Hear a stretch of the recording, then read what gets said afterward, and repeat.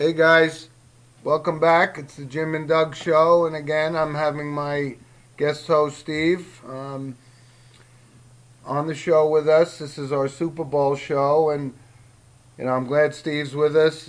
Steve's going to be kind of a regular here, and we'll have our pal Dougie back on every now and then. But let's see. Like I said, from now on, you're going to hear these two voices on a consistent basis. So, welcome, Steve. Thanks, Jim. Hi, everybody. So we designate this as our Super Bowl show. So there's a lot going on, obviously. All the hype is winding down and so forth. So, a couple of points I wanted to make. Some of the most ridiculous things, like it matters that this is the, oldest coach and the oldest quarterback in Super Bowl history, meaningless. Youngest coach, youngest quarterback in the Super Bowl history, meaningless. I mean, how much more pregame stuff can you get?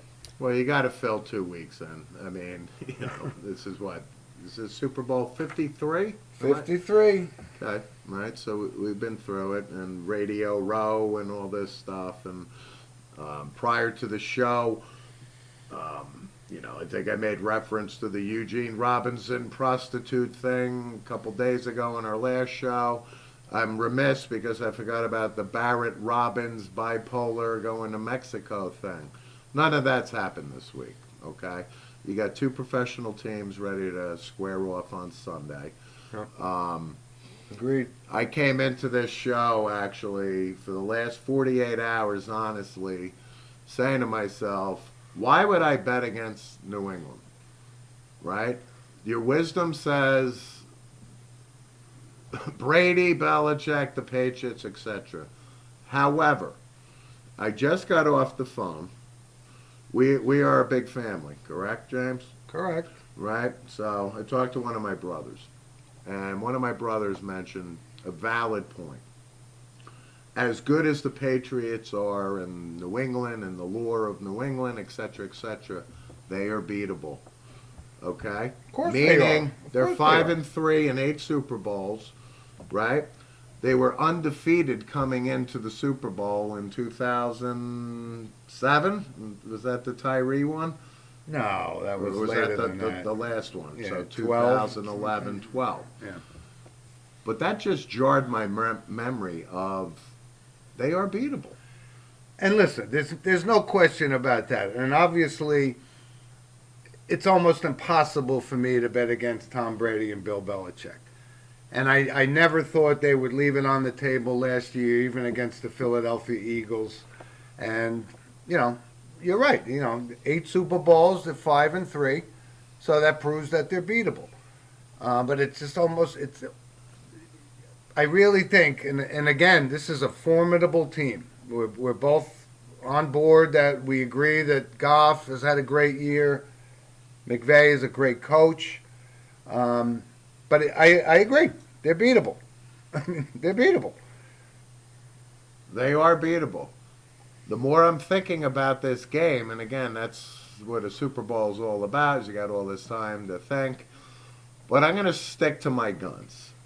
So am I. I'm gonna go with New England, and the fact that the point spread is what, 2.5.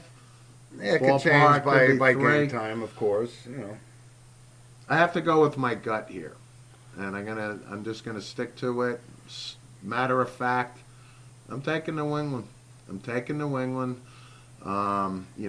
We could break down the game and the strengths and weaknesses of both teams, etc.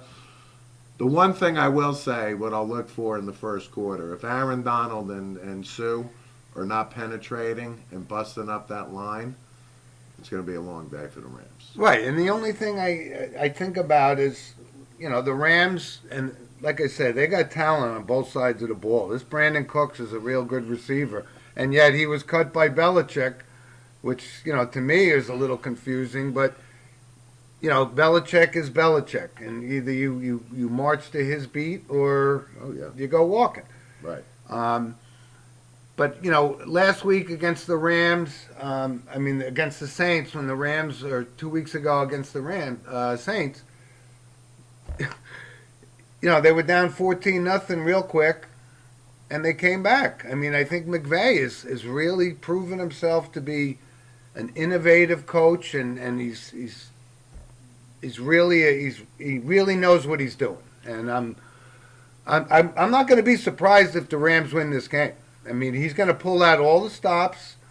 I don't think they have the trickery in the bag that the Patriots do. Like I said last week, I think you watch. I think Edelman's going to throw a pass, at least one pass in this game.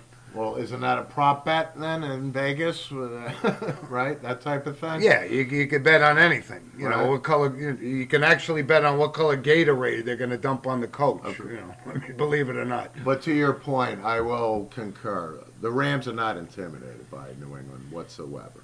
They're going to show up, and they have the talent. They're young, never been there. We can have that discussion of experience. They've been there 9 times now, New England versus the Rams, etc.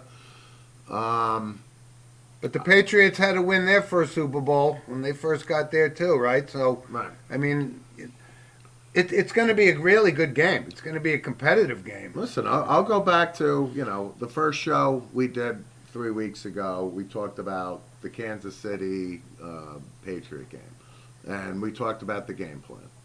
Right, what was New England's game plan against Kansas City? We talked about Keep Patrick Mahomes off the field. And what do you think the Rams?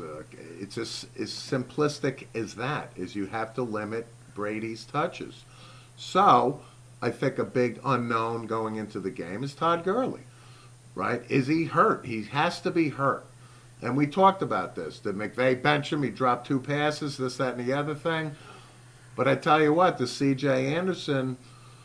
He could fill that void. He can fill the void, but the point is, early on, the signs are if the Rams can rush that ball early on. If they can't, then Goff's got to throw, and that falls into New England's game plan. But again, listen, this is a Super Bowl show like any other on Media Row, across the country. Speculation. It's all speculation, right?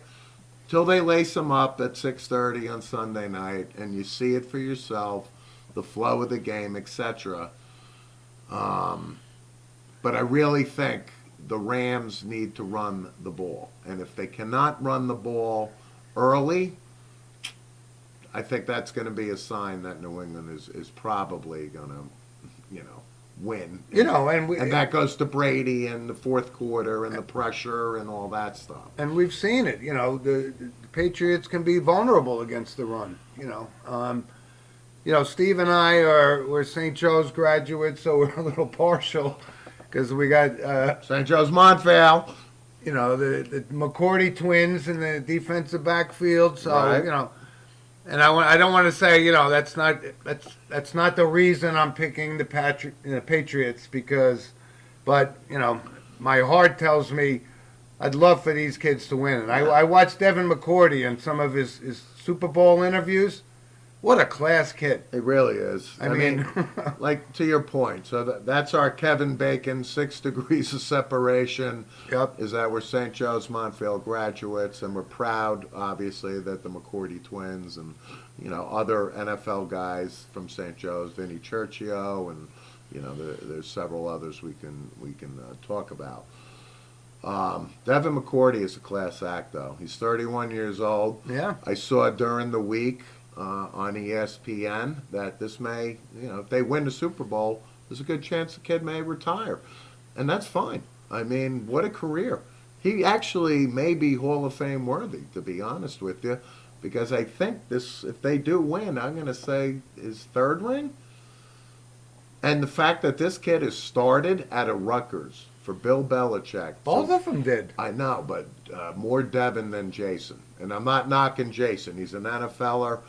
Well, don't get me wrong. that's because he got stuck in Tennessee for a few years and so forth. But I'd like to tout Devin McCourty specifically that you are the quarterback of this secondary, probably 10-year career. No question. And not even a blink that he's not the Belichick's go-to guy in that secondary. So do I have a rooting interest for him? Of course. But that's not what we're saying. We're just Right. bringing that up as, this is, Right, the Jim Kevin- and Steve just saying, he's a quality kid.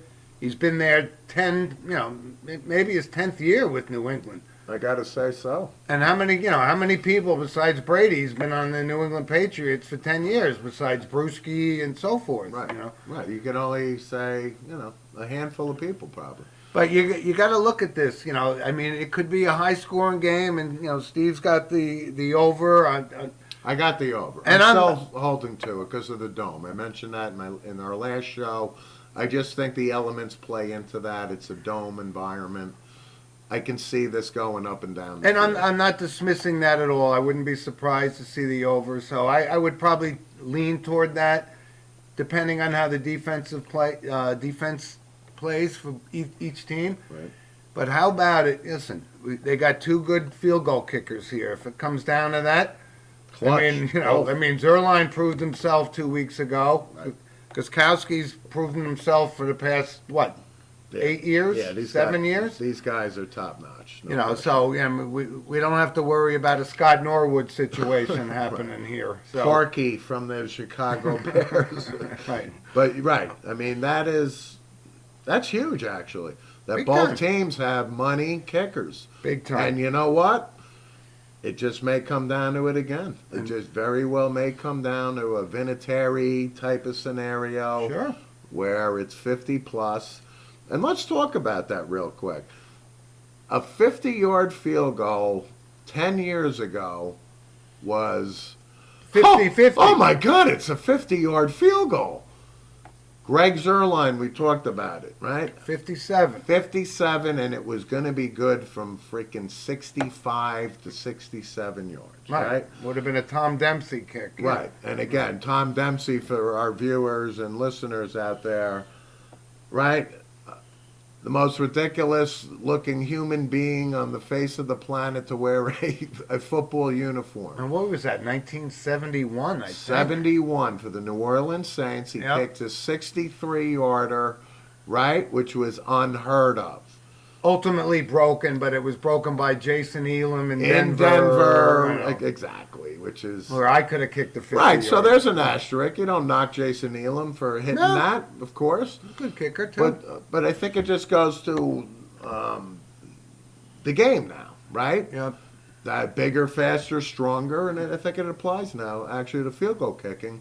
So when you see a guy, a 55-yarder, a 52-yarder, where, like to our point earlier, Right, 15 oh my years- God, no, now it's like you're expecting this to be good. And 15 years ago, they wouldn't even have attempted, a 60-yarder or a 58-yarder. That's a good point as well. So- Absolutely.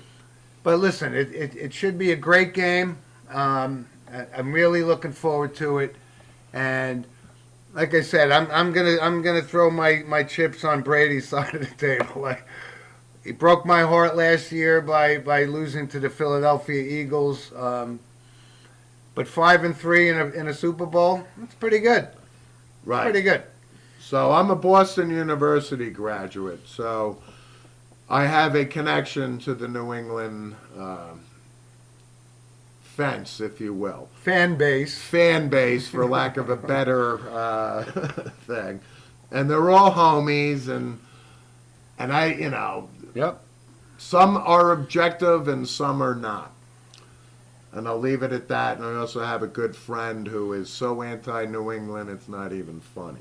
It is kind of funny when you hear about a lot of the, people saying they were so sick and tired of New England getting there. I go, you know what that's called? A dynasty. That's called the dynasty. Okay? So the point is, when I went to college in the 80s, New England was terrible, right? Oh. All Boston sports was terrible. Yeah. So I'm actually happy for them in a sense that they from the Red Sox, the Bruins, the Celtics, and obviously the New England Patriots. That being said, I'm trying to be as objective as possible here. Oh, we're And 100% being objective Looking here. at the I mean, game, and I'm going to go with my gut. I'm going to say I can't bet against Brady. I can't bet against Belichick. I have to go with New England. The Rams are going to, like we talked about, McVay's 32, 33. Goff's a young kid. They got Aaron Donald. They got the future by their balls. Yeah, this won't be their last time in the No. Super Bowl if they keep that team Right. together for So- the next couple of years. So if we're doing a show here and it's about the Super Bowl, we got to throw our chips on the table. I'm gonna say New England. And it's a 2.5. So, And like we just talked about, if Steven Gostkowski kicks a game-winning field goal from 59 yards, so be it. I'm gonna go with New England. That's my pick. And like I said, I'm less inclined to play the game based on points. I think there's just too many. This DraftKings, FanDuel, all this other nonsense. I'm gonna guess that it's gonna go off at like 1.5, maybe 2. Although the bookies won't want to have it at 2 because that leaves it open for. But I think they're gonna get a lot of late money on the Rams. I think so. So it's going to be, and like I said, it could very well be a 1-point game. So yeah. And I'm definitely going heads on the coin flip. Oh well, that's the most important bet of the game. Yeah, right. Of course. Who scored in the first touchdown? Exactly. I think we both find that to be ridiculous. However, that just goes into the sports betting. Right. Makes it fun for those that really don't follow the game. Right. Another point I wanted to make up, there's two schools of thought in watching a Super Bowl. Jim and I are quiet, intimate setting. We're about the game. And the Super Bowl has become this national holiday, so to speak. It has. And I'm not begrudging those that have Super Bowl parties, this, that, and the other thing. But my own personal preference is a quiet, intimate gathering with friends, family, whatever. So we could speak And we're about the intelligently football. about and we about can the actually game. watch the game. Not interested in the commercials. Not interested in halftime. Interested in the game. Correct. That's why we've been watching the Super Bowl since we were 5 years old, and this looks to be an exciting game, and looking forward to it. So that's our Super Bowl wrap up there, folks. But a couple of quick things we want to touch base on too, right? There was and Steve and I were just joking about it before, a blockbuster trade with the Knicks. And I was looking at this, and we touched on it last week that I think the Knicks have tanked. They've packed it in. They're looking to get the ping pong ball in their favor so they can get Williamson. And now there's a lot of buzz about Durant coming and so forth. So they unload Porzingis, who is a very talented kid, but he hasn't really done much in this league so far. Exactly. Not to warrant what they got in return. They're getting 2 first-round picks down the road. Yeah. They threw a couple of garbage can players in there which was meaningless. Right. But like I said, this is all lining up for them to get Zion Williamson in the draft and so forth, and the first-round picks. And I think that's what they need to entice Durant to even consider coming to New York. So let's be real about the Knicks. It's been so bad for so long, okay? Number one. Number two, Steve Mills, okay, vice president of this, that. He must be Jim Dolan's son-in-law or something, or brother-in-law. I don't know, but the fact of the matter is how this guy is still employed by the Knicks, right? So, being that he was involved in the trade. Now, Scott Perry is the general manager, and I give this guy a clean slate because he's been there a year. And inherited a garbage And can. inherited a garbage can. And surprisingly, by Phil Jackson, who, again, 11 championships. We remember Phil playing for the Knicks. Yeah. But so bad as the Knicks overseer, right? Oh, should have been arrested for armed robbery. Right. I mean, So that being said, I'm driving my son somewhere, and that's when the news broke, and I don't really understand what the trade is, 2 minutes into it. But after reflection and some analysis, it's a great move by the Knicks. They have nothing to lose by doing this. They free up the money to potentially get a Durant, a Kyrie Irving, a Kawhi Leonard. Whether they do or not, Right. okay. No, there's no question. It was a good move by them. But back I to mean, my original point. They've been so bad for so long. This puts them in a position to perhaps turn the corner, not overnight by any stretch, but I think this deal was the right thing. And to your point, what has Porzingis done?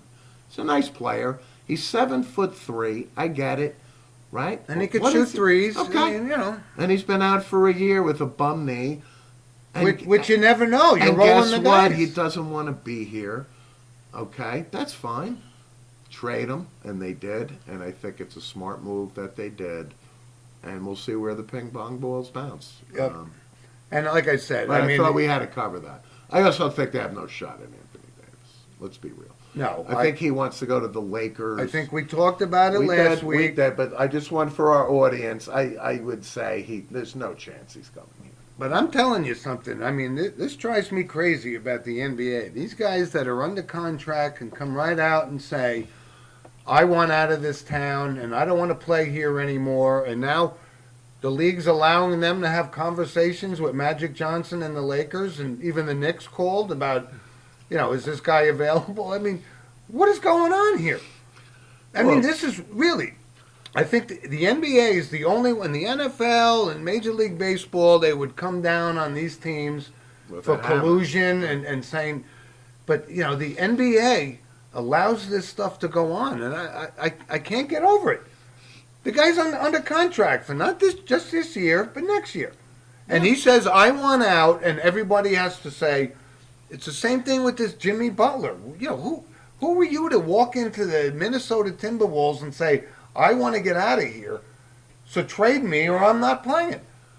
It's incredible to me. It really is incredible to me. That's why I'm not a big fan of the NBA. I mean, I admire the talent, and like I said, I mean Durant and these guys are great players. LeBron James, of course.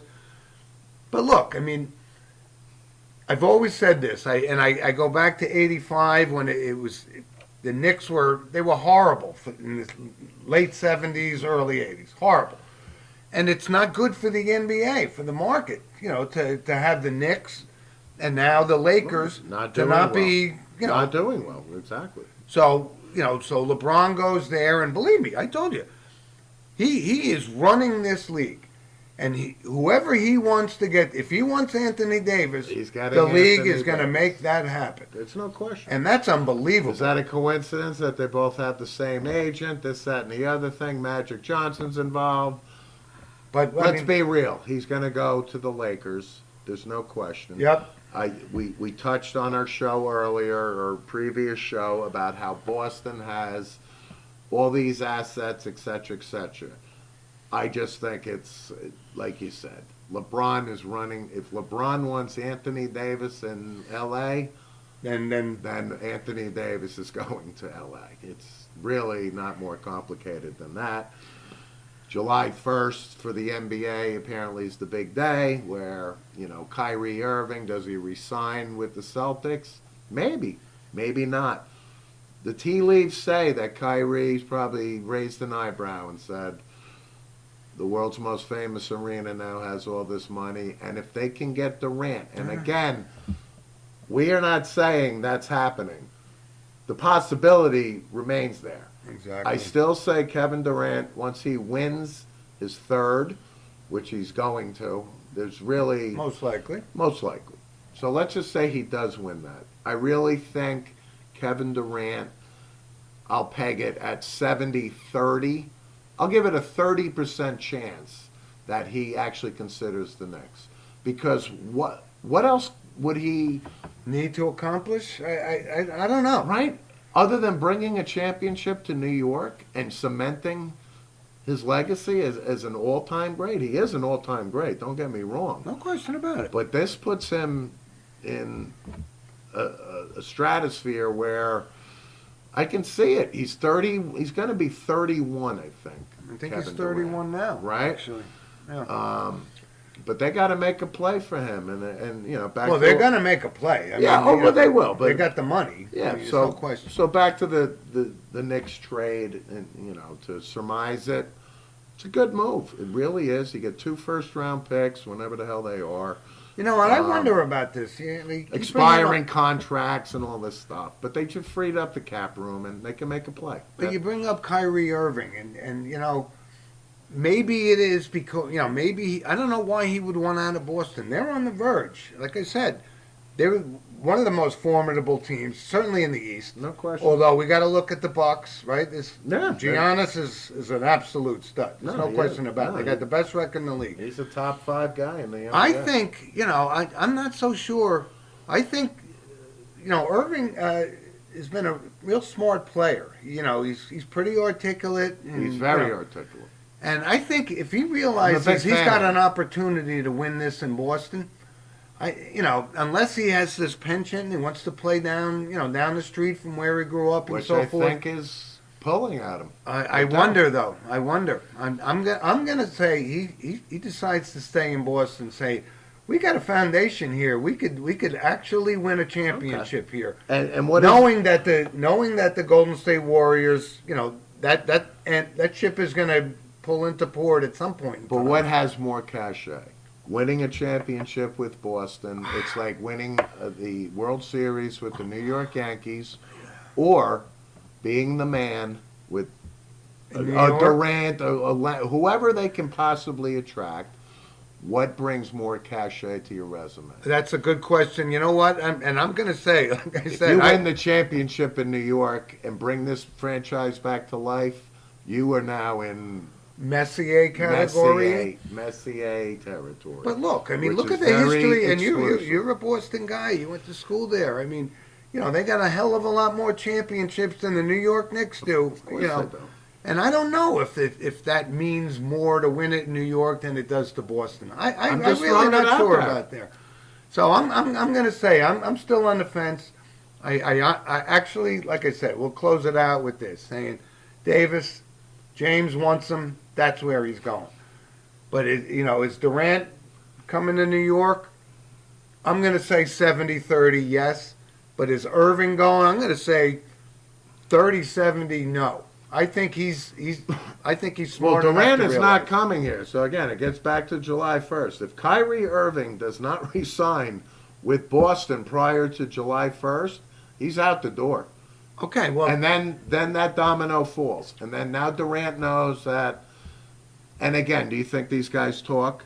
Of course they talk. I was just going to say that. These guys. Nobody is blindly, hey, Exactly. I was just going to say that. These guys, they have telephones and they're working it behind the scenes. So whatever we don't know, whatever all these, you know, Stephen A. Smith and all these other experts don't know, they're making the plans. Absolutely. Not the general manager. and they're making them right now as we speak.